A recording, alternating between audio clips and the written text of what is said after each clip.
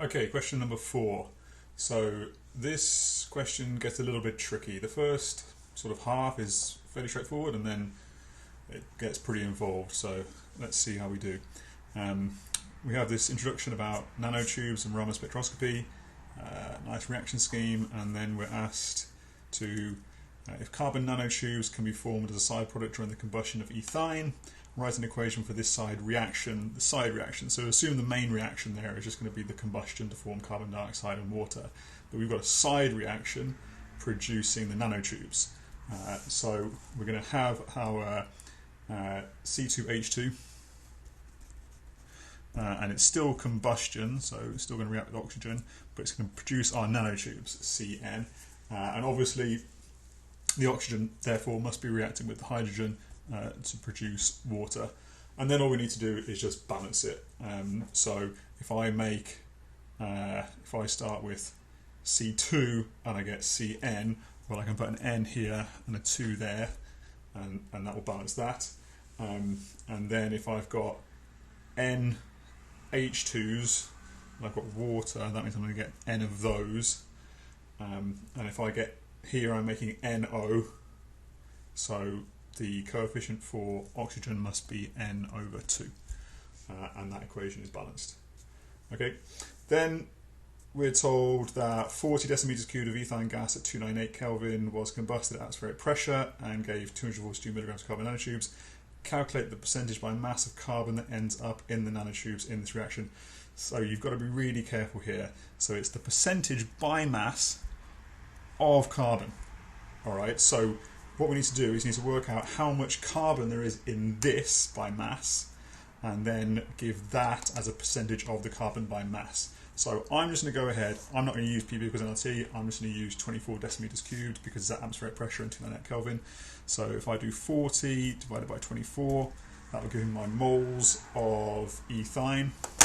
So 40 divided by 24 gives me 1.67 moles of ethyne.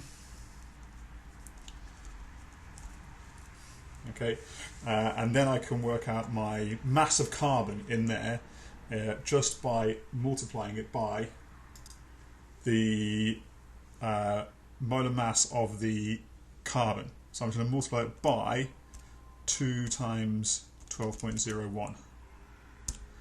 So I am going to have 40.03 grams of carbon only. I'm sort of bypassing the need to calculate the mass of this and then work out how much carbon there is in it just by directly working out the mass of carbon.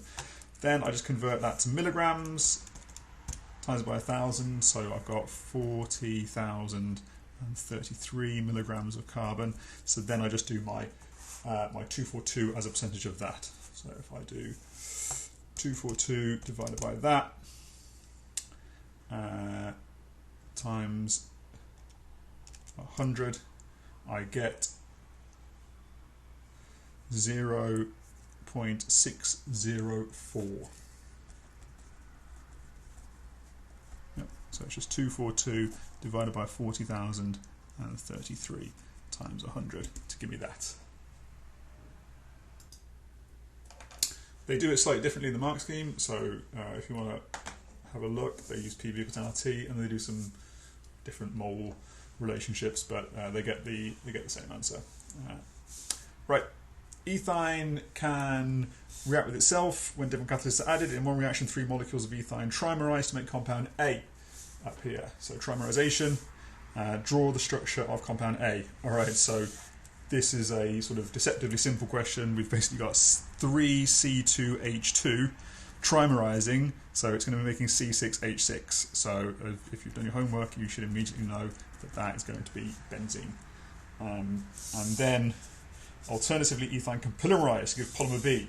Draw the repeat units of polymer B. So you should know that if you take ethene and sort of take a load of ethene molecules, they will polymerize to give you, so sort of you got to remember that this carbon double bond breaks and you get a new bond there, that breaks, you get a new bond there, that breaks, you get a new bond there, and you end up with the regular polyethane. And what we've got now is a similar sort of thing, except now it's a triple bond, triple bond, triple bond. So break a bond, make a bond, break a bond, make a bond. So you're left with a double bond, single bond, double bond, single bond, double bond, single bond alternation, sort of like this. Okay, but you're asked to draw the repeat unit, so that's what you're after for that. Okay, alright, so far so good. I feel like those first 4 marks are reasonably straightforward and within the grasp of most people. And now this is when it starts to get a little bit tricky. So we're given a little bit of information about Raman spectroscopy and its relationship to IR spectroscopy. Then we're given this cool sort of diagram here, or photograph of a spectrum.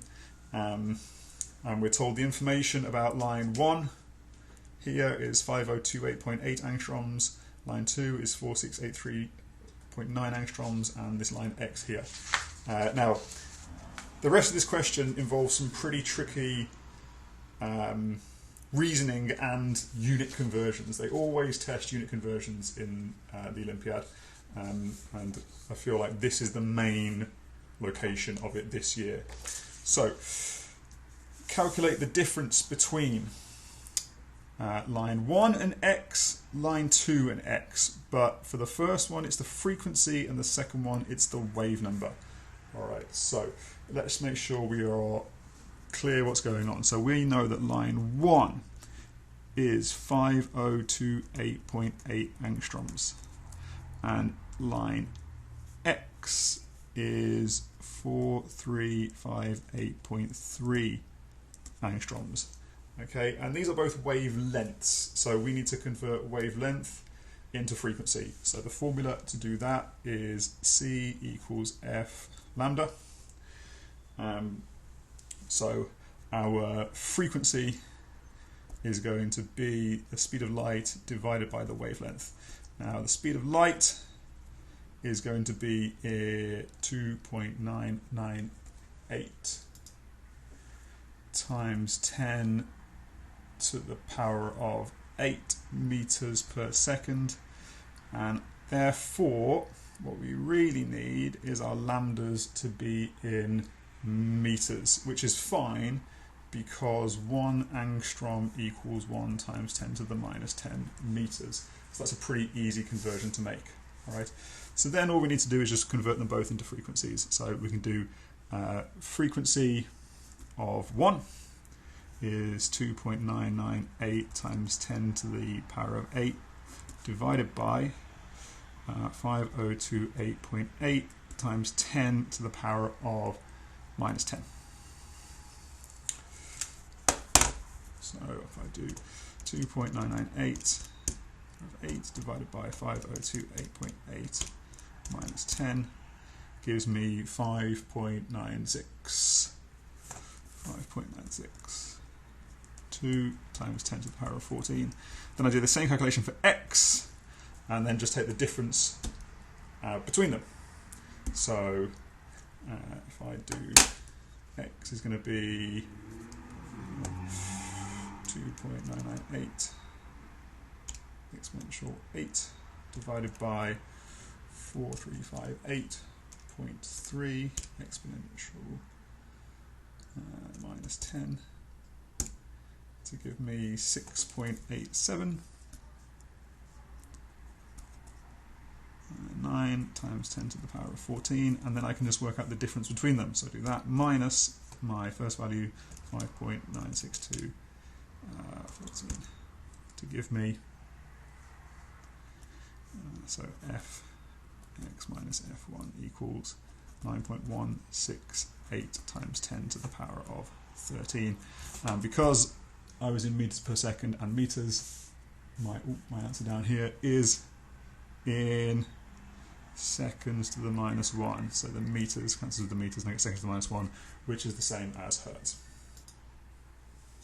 Okay, so now I need to look at the difference in the wave number of line 2. So let's have a look. Line 2 is 4683.9 angstroms, and line X again is 4358.3 angstroms. So this is mathematically much easier because the wave number is just 1 over the wavelength. So all you need to do is just do the reciprocal of both of these and then find the difference. The only tricky part is that it asks for it in centimetres to the power of -1, whereas these numbers are given in centimetres. Okay, sorry, these are given in angstroms. So what I need to do really is convert angstroms to centimetres, and then I can just go ahead and do it. So if 1 metre equals 1 times 10 to the minus 10, whoops, what am I talking about? 1 times 10 to the power of 10 angstroms.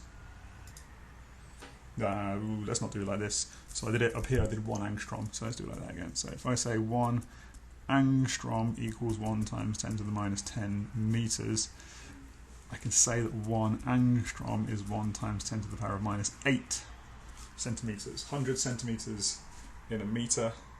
So that's the relationship that I want. So my difference, my V bar x minus V bar 2 is going to be, let's do 1 divided by 4358.3 times 10 to the minus 8 minus 1 over 4683.9 times 10 to the minus 8. If I do that calculation, we should hopefully end up with the correct answer. So 4358.3, 4358.3 power minus 8. 1 divided by that gives me 22944.7, and 4683.9 minus 8, 1 divided by that gives me 21349.7. If I take the difference between those two, 2944.7, what's that? I get 1594.9. So 1595 centimetres to the minus 1. Now again, in the mark scheme they do it a slightly different way. I felt like for me this may have made a little bit more sense, but you go ahead, feel free to take a look at the way they've done it in the mark scheme and see what you prefer. But I felt like this was quite straightforward. If you were, so the students that I teach, if they were good at maths, they could sort of work this one out.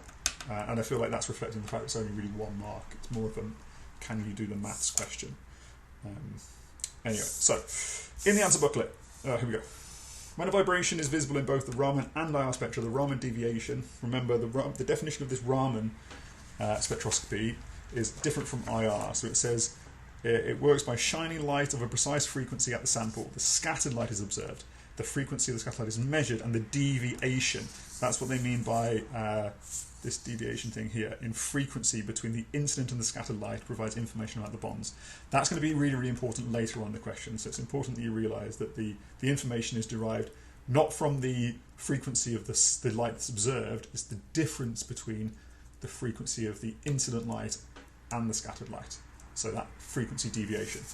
So where it says the Raman deviation and IR absorption peaks are visible at the same wave number, so when it's visible in both spectra, then they are visible at the same wave number. In an IR spectrum of A, remember A is benzene, peaks can be seen at just above 3000 centimetres to the minus 1 and around 1600 centimetres to the minus 1.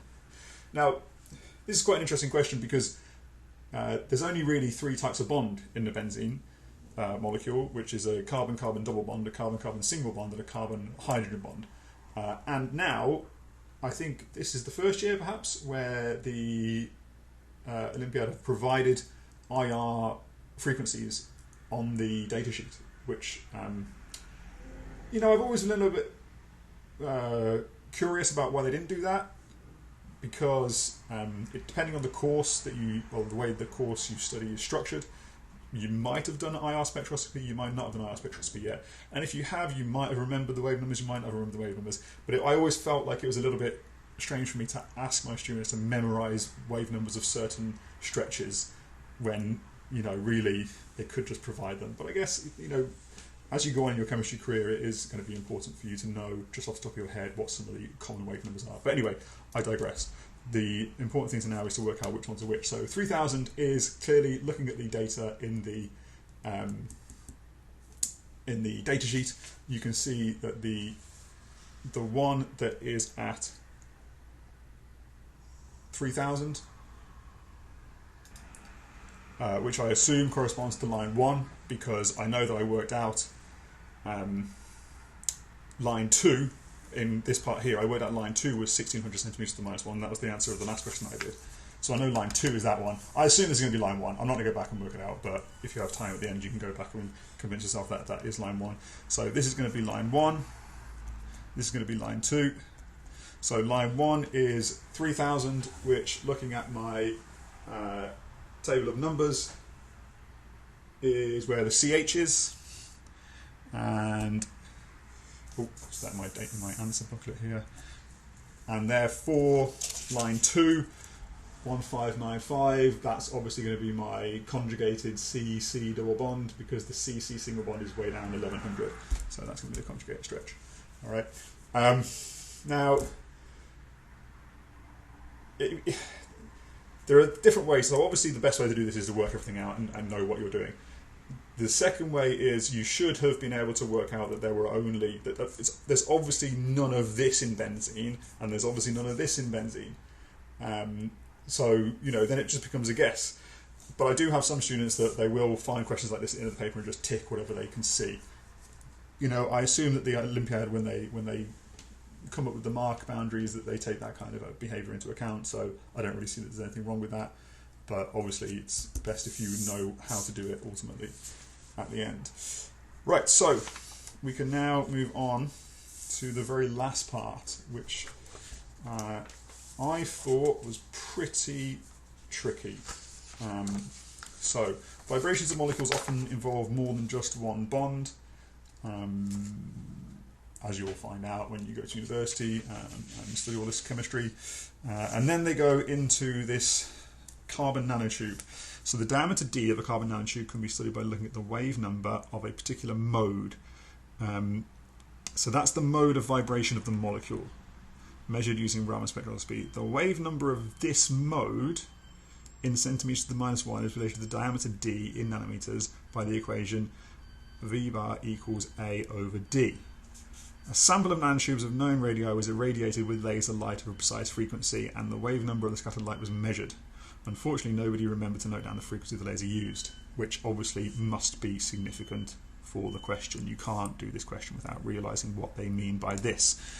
Now, when I did this question, I sort of had to sit there for about 5 minutes before I really realised what was happening. And what they mean, remember what I said earlier about the part of the question here, where it says that the deviation in frequency between the incident light and the scattered light provides information about the bonds involved in the vibration. So, what they're saying is that the wave number of the scattered light is equal to the wave number of the incident light minus the wave number of this particular vibrational mode. Now, I personally feel like that is a very difficult relationship to work out, because in the question it says the deviation in frequency between the incident and scattered light, which is sort of represented by, so there's my scattered light and there's my incident light, so this represents the deviation, as you will, provides information about the bonds. This is a very vague statement, provides information about the bonds. It's difficult for me to see how you can go from there, with the information they later provide here, to see that that information specifically is the mode of vibration. But that is what it is. Maybe you feel it's more clear than I do, but it took me, I had to sort of, like I said, it took me a little bit of time to work out what they were talking about. But anyway, this is told to be related to a constant. So this is going to be minus the constant A divided by D. Now at this point you can go ahead and you can draw yourself a graph. In the examiner's marks I think I read that very few people did draw a graph. I don't think anybody that I taught drew a graph. So let's just go ahead and solve it simultaneously. So what I can do is I just take some of these numbers, let's just take the first two numbers and put those into my equation. So we are given the wave number of the scattered light, so I can do 9313.3 equals my incident light minus the constant divided by the diameter, 2.62, don't forget to double that, and then the second one, 9302.2, is the same incident light minus A over 2.32. Just make sure my maths is right. Yep, okay. Whoops, that's a minus sign. Alright, so then if I just do this equation minus this equation, then those will cancel. So I'm going to get 9313.3 minus 9302.2 to give me 11.1 equals minus A over 2.62 plus A over 2.32. Oh, no, I'm going to have to do some cross multiplication. This is where my poor maths ability will be found out. So what am I going to get? I'm going to get 11.1 equals 2.62a minus 2.32a over 2.62 times 2.32, 6.0784. Now I just solve for a. So that's going to be that times 11.1 divided by the difference of those, which is 0.3, to give me 224.9. And then I need to know what the units are. So, good question. What are the units? Well, if this is, I can switch colours here. This is V bars. This is nanometers to the minus 1. Nanometers to the minus 1. So this whole thing has to be nanometers to the minus 1. Like, what am I talking about? Got that wrong. The wave numbers we're given is centimeters to the minus 1. Centimeters to the minus 1. Like I said, this is where the unit conversions start to get a little bit tricky. Centimeters to the minus 1. Okay, so I want my A over D to be centimeters to the minus 1. And given that D is in nanometers, my A must be nanometers centimeters to the minus 1. Because if I do A over D, and A is nanometers centimeters to the minus 1, and then divided by D, which is in nanometers, that will cancel with that, and I get my centimeters to the minus 1. So nanometers centimeters to the minus 1 is my units. Okay. I think any 2 points will give you an answer in the acceptable range, and a graph as well should have given you the right answer. So, question part 2. Calculate the wavelength of the laser used in nanometers. So, essentially what they're asking us now is, what is the wavelength of the incident radiation? Okay, so all we do is we just go ahead and pick, let's just pick the first one. So my scattered light is 9302.2, and that equals my incident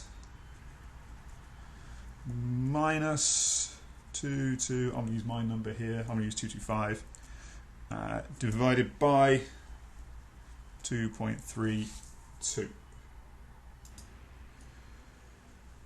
So if I do the simple bit of maths, I'm going to get my 225 divided by 2.32 plus 9302.2 gives me 9.399 units are centimetres to the -1. Now, that's essentially the answer. All I've got to do now is convert it into the correct units, which is nanometers. So obviously this is a wave number, so I convert it first into a wavelength. So lambda is going to be the reciprocal of that. So that's 1.06064 times 10 to the -4 centimetres. And then I need to convert it into nanometers. Now, a nanometer is 1 times 10 to the -9 meters. So if I multiply that by 10 to the power of 7, that will give me it in nanometers, because I'm converting from centimeters, not meters. 1064 nanometers. All right. Now, I'm not going to go into detail about those kinds of unit conversions. You need to be really comfortable with those unit conversions between meters and nanometers, centimeters, nanometers. That's the kind of thing that they will always ask. It's not they're not going to ask you simple ones like convert this from meters into nanometers, because everyone can remember that 1 meter is 10 to the 9 nanometers. People very infrequently memorize the conversion from centimeters to nanometers or millimeters to nanometers. So you have to go you'll have to go centimeters, meters, nanometers. That's what they want you to be able to do. All right. And finally, last question. In his day, Raman had used his spectrometer with incident light line X to investigate a nanotube of 2.4 nanometers. At what wavelength would he have observed the scattered light in angstrom?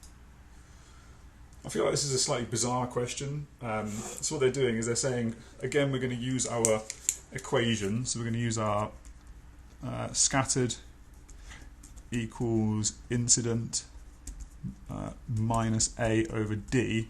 And they're saying, well, we know the constant from the previous question, 225. We know the diameter of the nanotube, 2.4 nanometers. We want to know the scattered light if the incident light is the same as the light line X. But the thing about it is that the light line X is what you get when you do the Raman spectroscopy of benzene. It was just a bit, I feel like the whole point of this question is, can you get your head around the units? Which, to be honest, is fair enough. I mean, it's a tricky thing to try and work out. All right, so let's think about this very carefully. So this part is going to be pretty easy. This is just going to be 225 divided by 2.4. All right, and then the incident part is what's tricky, because we are given the wave number of the incident light as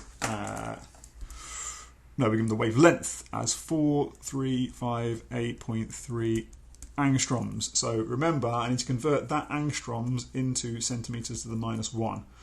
So how do we do that? Well, it's probably easiest if we convert it first to meters. So if I do 4358.3 to the power of -10, that's the wavelength in meters. Sorry, that's the wave number in meters to the -1. No, I was right the first time. That's the wavelength in meters. All right, so you see how tricky this can be. So let me start again from that. So we're going to go 4358.3 times 10 to the -10 meters. That's my wavelength, because I'm given the wavelength and I'm trying to work out what the wave number is. All right, so that is my wavelength in meters, times by 100. Now it's in centimeters. And then I work out the reciprocal of that to give me my wave number. So that gives me 22944. All right, so I confused myself quite a lot there, which is the point of this question. Can you keep it all going inside your head, especially seeing as we've been going for half an hour? This is the second half of the paper, so you're probably getting quite tired by this point. Are you able to keep track of everything that's going on? So if you do the maths there, take that away,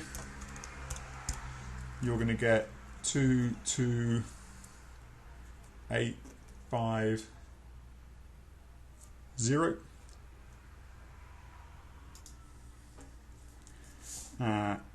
And then all I need to do now is convert that final value into angstroms. So, the reverse of what we just did. So if I do the reciprocal of that, that's going to be in centimeters, and then I convert it to angstroms. So I'm going to want to multiply that by 10 to the power of 8 to give you 4, 3, so this is our wavelength, 4376 angstroms. Alright, so that last step I did pretty quickly there. I went centimeters to the -1 to centimeters by doing the reciprocal, and then converted it into angstroms by doing 10 to the power of 8 rather than 10 to the power of 10, which would be from meters to angstroms. Now I am a little bit confused about what they've got in the mark scheme for this question. Because they've got what looks to be... So they've done the wavelength in angstroms, converted it to centimeters, taken the reciprocal, so they get 22945, which is what I got. I got 22944. But then I've got 225 divided by 2.4. So they've got 223 divided by 1.2, which doesn't make a lot of sense to me because they give us the diameter. For some reason, they've divided it by 2. I'm not sure why. I'm reluctant to say that they've made a mistake, because the people that write these questions are vastly more intelligent than I am. So I'll have a think about it, but there is a slight discrepancy there. Something to think about. Alright, see you for question number 5.